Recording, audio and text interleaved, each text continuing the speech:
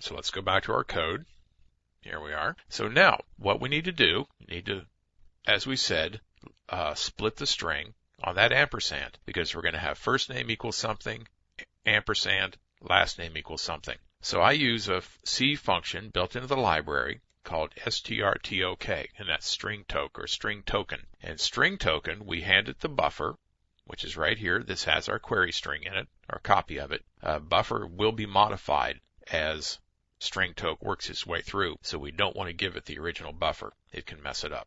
So here we have buffer, and then we have an ampersand inside double quotes, because we need a string pointer, a character pointer to this ampersand. So we need to put it in double quotes so that this becomes a string pointer, just like when we use printf and things like that.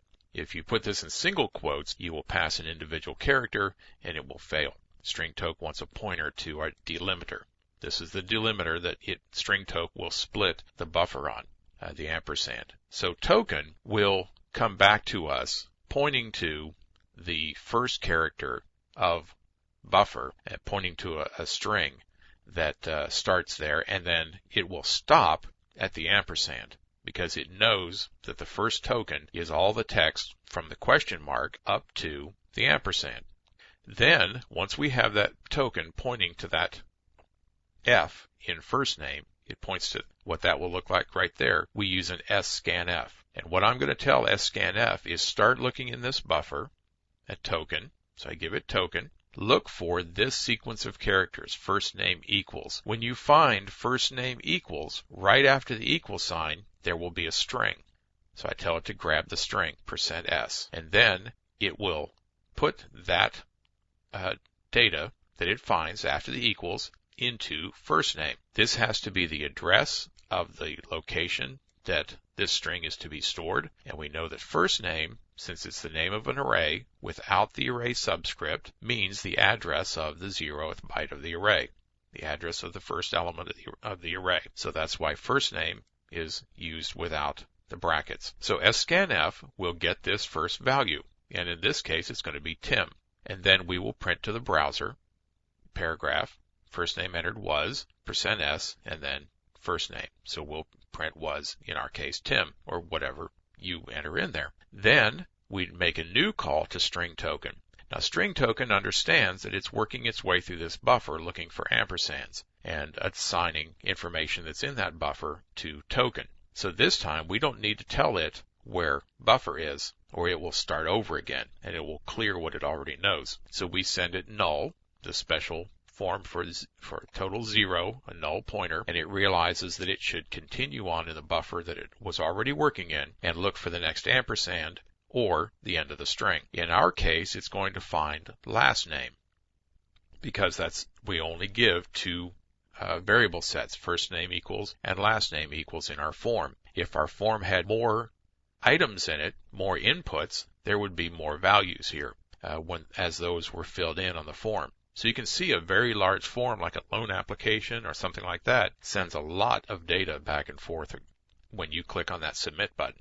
So here we do a new string token. We will pick up this time the last name equals, because we know how our form lays it out. Again, we'll do the scanf, and we will work beginning from token, which is now points to the L in our last name equals, and then after last name equals, there will be a string there. That's what we're telling scanf. There will be a string there, and we will put that into last name. So that goes into last name. Now we have two character arrays with the value from our form. And of course, we could do anything we want to with it now.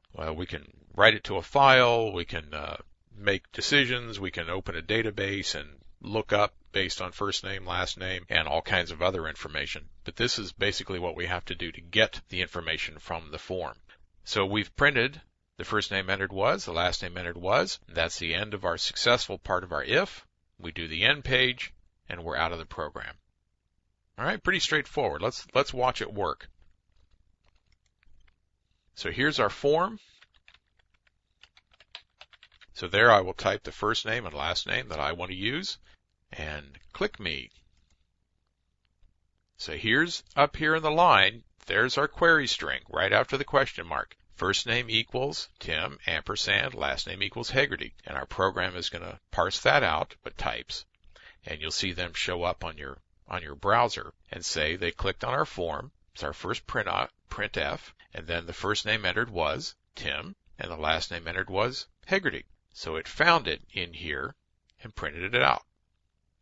Let's come back here. If we change this, and we'll put my other favorite Hegarty name, and click me, and it still works. So that's what we wanted it to do. Now I want you to take a look around, start doing some research, and find out what other form types you have and how they will return information. What you should do is take this program and just add maybe a middle name to it, and then add the code into your printfs and your scanf and all of those to maybe right in here to process a middle name.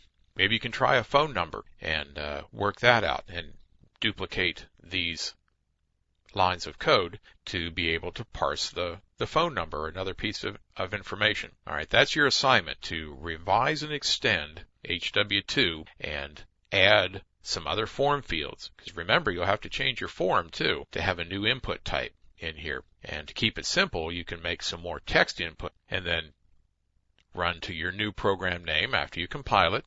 Don't forget that part. After you change your source code, you need to recompile it. And we didn't compile it this time just because it was already taken care of, but you know how to type CL now to do a compile and link of your C source code.